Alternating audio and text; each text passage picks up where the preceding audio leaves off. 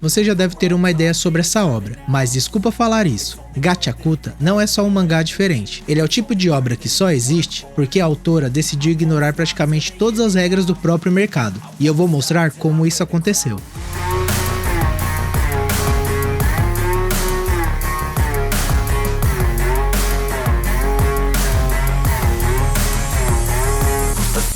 Quando você olha para Gachakuta, parece a obra de alguém que já está no jogo há anos. Estilo consistente, narrativa ousada, mundo gigante. Mas tem um detalhe que pouca gente percebe. Esse é o primeiro mangá de Kei Urana. Primeiro. E tudo nasceu em um momento bem simples. Quando criança, ela ficou tão frustrada desenhando que quebrou a própria caneta. Uma das coisas mais importantes que tinha. A culpa bateu na hora. E desse sentimento veio a ideia que virou o coração da obra. Aquilo que você joga fora não vira lixo só porque você descartou. Isso virou o mundo de Gachakuta, um céu de gente privilegiada e um deserto inteiro feito de lixo que eles jogam. Todo mangá costuma ter uma visão de uma pessoa só. O autor escreve, desenha, define tudo, com o assistente ajudando. É uma fórmula que funciona para quase todo mundo, só que aqui isso simplesmente não ia dar certo. A estética precisava de textura real de rua, sujeira, rachaduras, marcas de muro, energia real. E isso não dá para simular só com técnica de mangá. Foi então que Urana fez uma das escolhas mais arriscadas que um estreante poderia fazer. Chamou um artista de grafite de verdade, Hideyoshi Ando, para criar parte do mangá com ela. Isso quase não existe na indústria. Estilo diferente demais, visão diferente, uma chance enorme de não se encaixar. Mesmo assim, ela arriscou.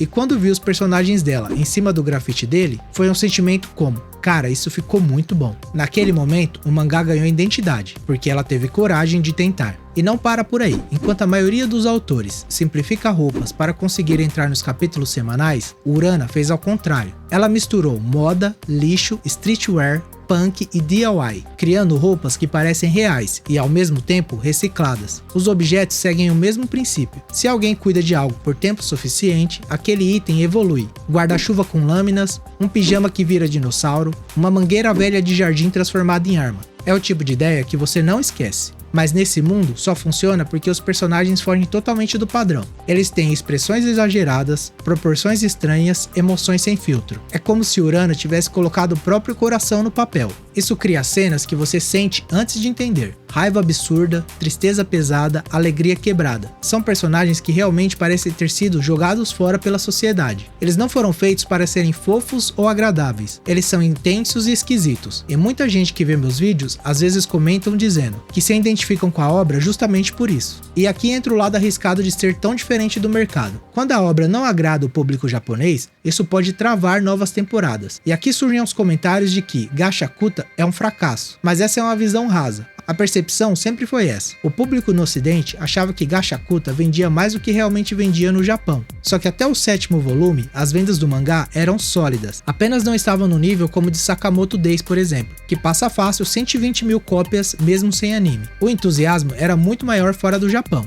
E aí veio o anime. Mesmo sem a confirmação oficial da Crunchyroll, foi um dos títulos mais populares da temporada de julho de 2025. Só para ter uma ideia da força, o primeiro episódio dele já tem mais de 80 mil curtidas. Isso é mais do que o primeiro episódio da segunda temporada de Kaiju número 8, que a nível de comparação tem cerca de 49 mil. Esses números criam uma expectativa enorme de que a segunda temporada possa ser anunciada logo após o fim da primeira. Bom, e funcionou? Quando Gachakuta saiu, o mentor de Urana, ninguém menos que a Toshio Kubo, autor de Fire Force e Soul Eater, disse publicamente que ela não era só a sua sucessora, como também já tinha superado ele. A indústria ficou impressionada quando o estúdio Bones pegou a obra para adaptar. Não é comum a mangaka estreante cair num estúdio desse nível. Foi aí que todo mundo percebeu que Urana tinha feito algo impressionante no primeiro trabalho. E a caneta quebrada da infância? Aparece logo no primeiro capítulo. É uma lembrança que precisa ser imortalizada. No fim das contas, Gachakuta só existe porque a autora decidiu ignorar muitos padrões do que um autor deveria fazer. E justamente por isso que deu certo. Obrigado por assistir até aqui. Obrigado pela companhia de sempre. Se você tiver interesse, dá uma olhada no vídeo que está aparecendo aí na tela agora. Obrigado pela companhia e até a próxima.